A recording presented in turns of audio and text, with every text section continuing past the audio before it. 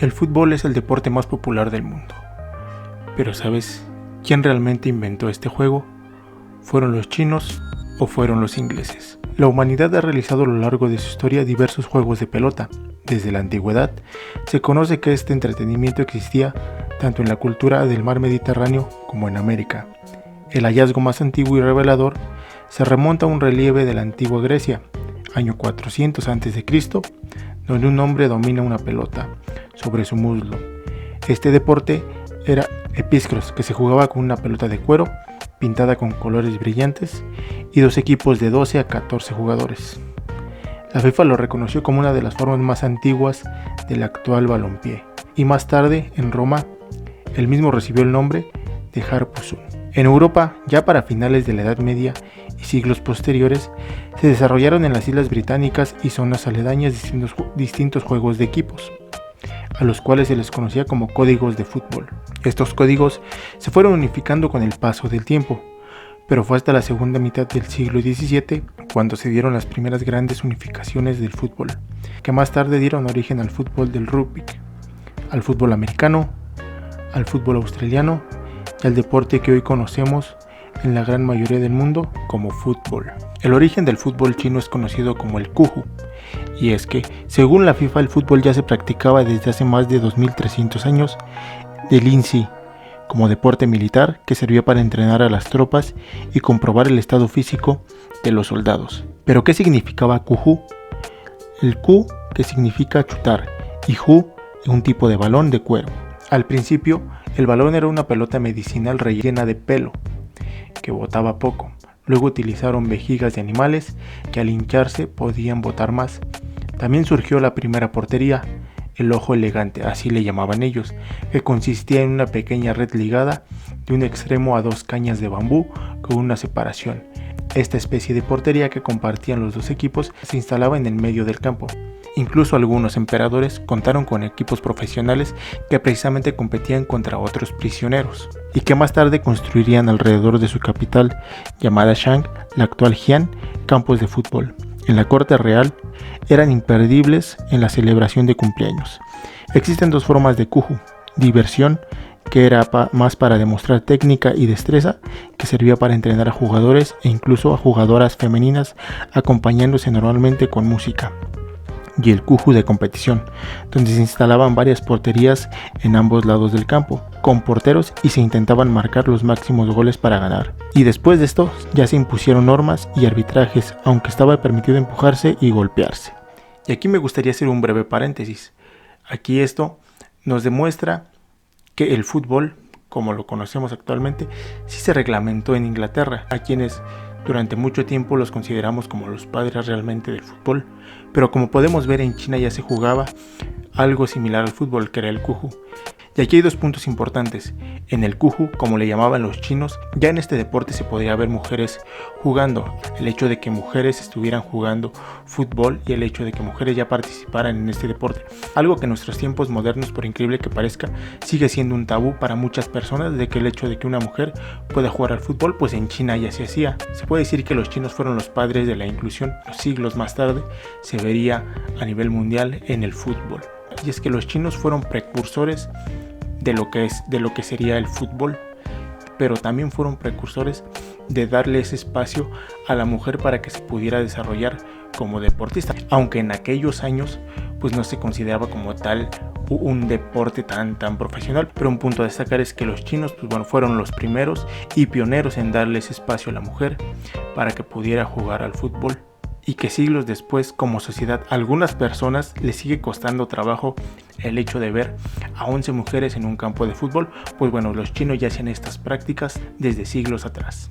El Kuju se incluía entonces como entretenimiento en los banquetes de la corte o ante las embajadas extranjeras, e incluso emperadores jugaban, y también las mujeres. Los manuales sobre las reglas del juego de la época Song indican que había dos tipos principales de juego: con o sin goles. Cada equipo tenía sus colores y los capitanes llevaban un sombrero decorado con pequeñas alas tiesas, mientras que los jugadores las tenían rizadas. Ganaba el equipo que metiera más goles, y los tiros exitosos se recompensaban con redobles de tambor, banderines y vino. Como era de esperarse en una sociedad confuciana, los clubes de Kuju practicaban La benevolencia y la cortesía, el espíritu de equipo y el respeto no dejaban lugar para conductas poco caballerosas, juego sucio o acaparar la pelota. Los mejores jugadores obtenían fama y fortuna. Junto con sus equipos eran invitados a las celebraciones imperiales. Aquí me gustaría hacer un paréntesis, y es que como en China, los mejores jugadores, como sucede en la actualidad en el fútbol, los que mejor juegan, los que más generan dinero para sus clubes, los que más dinero mueven, los que más masas generan en este deporte, son los de mayor valor, los que obtienen fama, los que obtienen riqueza, cosa que ya se hacía en China, a lo mejor con otros métodos, a lo mejor con otro modelo. A lo mejor no era tan conocido, pero vemos aquí cómo ya desde la antigua China todo esto ya se había hecho parte de ellos y parte de su dinastía, desde el hecho de que las mujeres jugaran a este deporte que era el Kuju, no el fútbol, y el hecho de que los mejores jugadores de este deporte, Kuju o fútbol o como le queramos llamar, ya obtenían fama y riqueza como sucede actualmente.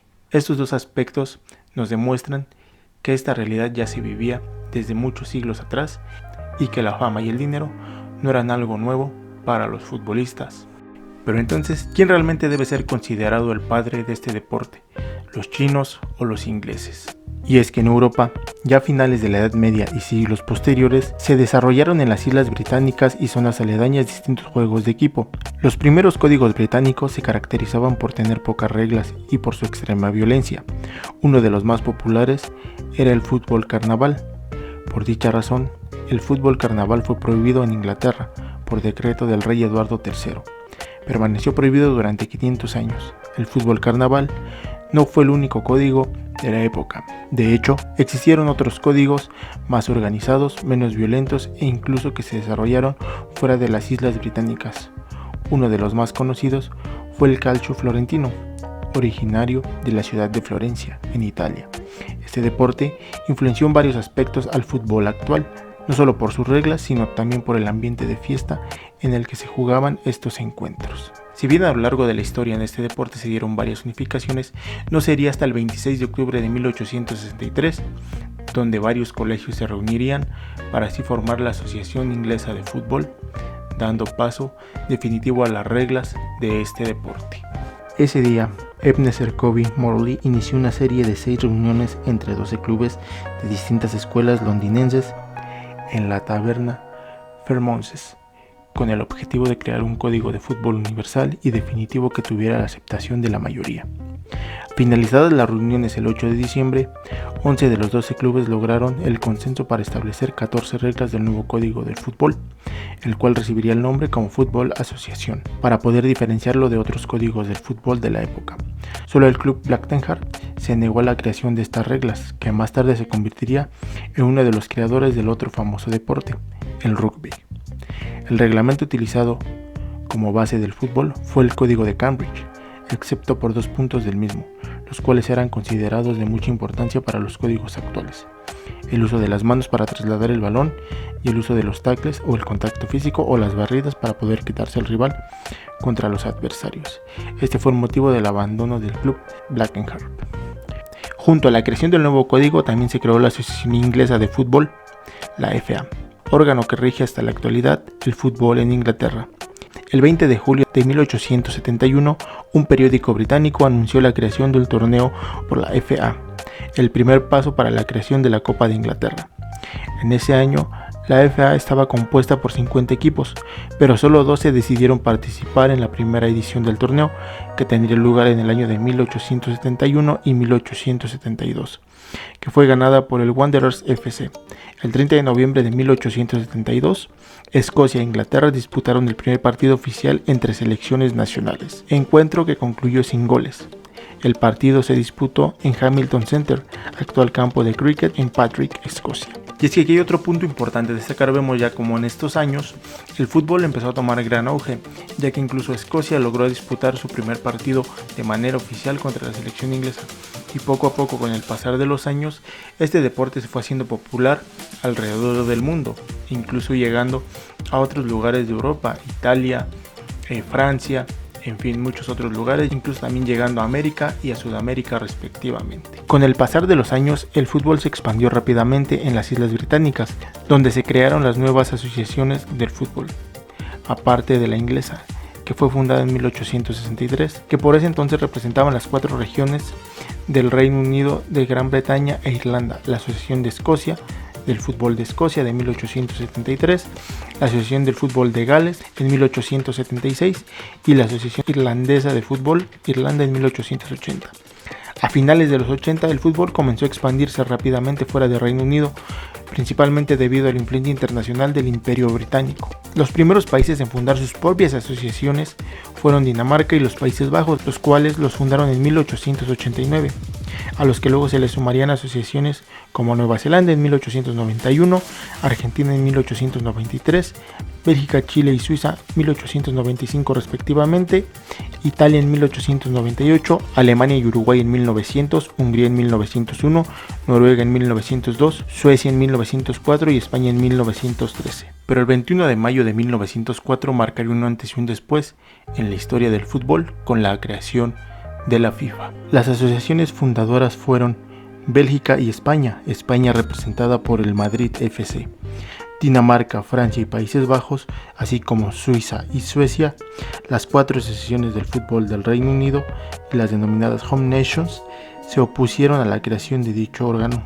Y es que esto llegaría para cambiar las reglas del fútbol a las cuales antes estaban acostumbradas a jugar. Recordemos que poco a poco la FIFA fue ganando terreno en la injerencia del fútbol y poco a poco fue introduciéndose hasta crearse una de las organizaciones más grandes de todo el mundo y una de las entes reguladoras de este deporte. Pero a pesar del poder que la FIFA había empezado a adquirir, el fútbol se seguía jugando con las reglas de los ingleses. Pero aquí quienes realmente salieron ganando con esta fusión fueron los ingleses, ya que el fútbol es un deporte que se sigue jugando hasta nuestros días con sus propias reglas, e incluso los chinos se tuvieron que adaptar, siendo ellos quienes fueron los primeros precursores de lo que sería el fútbol. Pues hay que recordar que solamente aquellos que jugaban fútbol eran las personas de la alta sociedad, que poco a poco se fue popularizando, y que poco después los dueños de las fábricas, los dueños que tenían más dinero, empezaron a crear equipos. Ahí es donde se vienen los primeros salarios. Pues hay que recordar que en aquella época los futbolistas de antes tenían que trabajar tanto en una fábrica y jugar fútbol, pues este deporte no era nada sustentable en aquellos años. Poco a poco se fue popularizando hasta llegar a conocer lo que soy, pero poco a poco también la gente fue creando a los llamados hooligans, estas personas que prácticamente no tenían posibilidades de poder acceder a jugar fútbol, pero eso es historia para otro video. Y para ti, ¿quién realmente inventó el fútbol? ¿Fue Inglaterra o fue China? Te leo abajo en los comentarios. Recuerda comentar, compartir y suscribirte.